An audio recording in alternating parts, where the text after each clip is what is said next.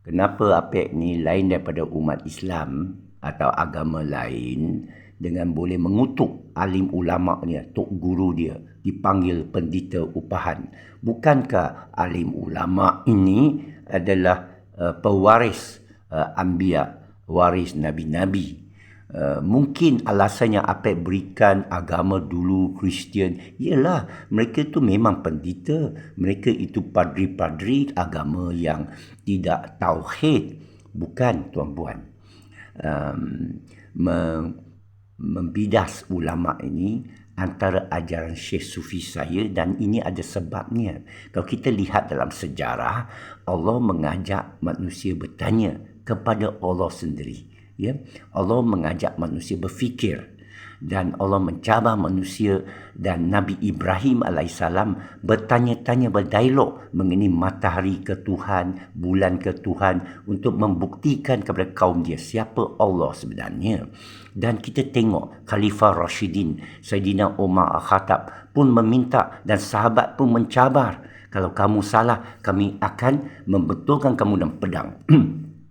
Kita lihat khalifah yang baik, alim ulama yang pandai, yang bijaksana, mempelawa pertanyaan daripada murid-murid. Sama juga di sekolah kita. Kalau murid-murid tak boleh bertanya, tak boleh mencabar, lembab pemikiran mereka. Ya? Dan tak puas hati guru yang pandai yang mengajar. Kita tengok imam-imam besar, mazhab-mazhab besar, Syafi'i, Hambali, Abu Hanifah, Maliki, mereka disiksa, mereka dipenjarakan, mereka terpaksa lari kerana mereka diugut maut, hukum bunuh oleh khalifah masing-masing. Ulama-ulama besar dalam sejarah mereka terpaksa hidup dalam sengsara, dalam buangan kerana mereka tak mau ubah dasar prinsip mereka memihak kepada khalifah zaman itu. Sama macam sekarang, pemerintah ini selalu dihinggapi oleh syaitan dan iblis kerana harta, tata, wanita. Ini tak payah kita ceritakan. Jadi ulama-ulama atau mufti atau qadi yang sanggup masuk istana, mereka korup. Ini nasihat diberikan oleh Imam Al-Ghazali, jangan mendekati istana. Ya, dan ada kisah seorang alim ditawarkan oleh seorang khalifah untuk menjadi qadhi. Dia menolak kerana dia tak mau mendekati istana. Tiba-tiba kawan dia yang seperguruan menerima jawatan qadhi dan datang jumpa dia kerana hormat kepada dia, lebih alim. Apa yang bakal qadhi sebelum itu, calon itu menyatakan, jangan dekati saya, bercakap dengan saya di belakang tabir kerana saya tak mau lihat muka yang sultan nampak, muka si zalim. Sampai tahap itu kalau kita baca sejarah Islam, penuh dengan banyak orang alim, orang warak, memang yang ikhlas, memang tak mau mendekati pembesar. Dan apa antaranya, ya, memang kita rasa tak sedap. Kita nak menjaga agama. Dan selalu saya masuk pejabat orang besar-besar ini, banyak rasuah, banyak pembesian wang, banyak unsur sebenarnya maksiat. Cuma saya kritik daripada sinilah, daripada jauh. Yang faham-fahamlah, ya, kenapa Apek membidas. Kalau sebenarnya begini, selagi kita di dunia ini, kita jangan bimbang. Mungkin saya salah.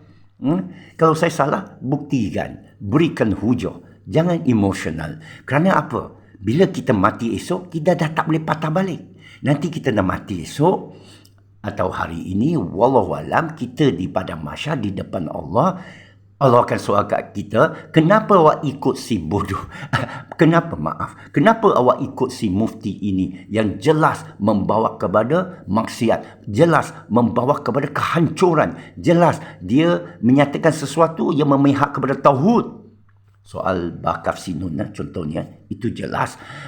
Mungkin anda tak setuju, soalkan. Tanya cukup-cukup, tanya habis-habis, tanya soalan yang paling payah dijawab. Ini diajar oleh tok guru saya. Ask your toughest question. Ini pun dalam projek. Saya buat projek IT yang bila depan pelanggan masa sesi soal jawab, tanya soalan yang bukan pelik, yang paling payah. Supaya bila dah tamat mesyuarat, Kita nak buat kerja, dah jelas dalam kepala kita. Itu pun selalu ulang-alik, bertanya lagi. Tak salah bertanya. Tak salah mencabar. Kalau mendapati sesuatu dokumen, sesuatu hujah itu ada melopong, ada lubang. Kerana di akhirat esok, kamu tak boleh patah balik. Akhirat esok, alamak, saya dah buat silap.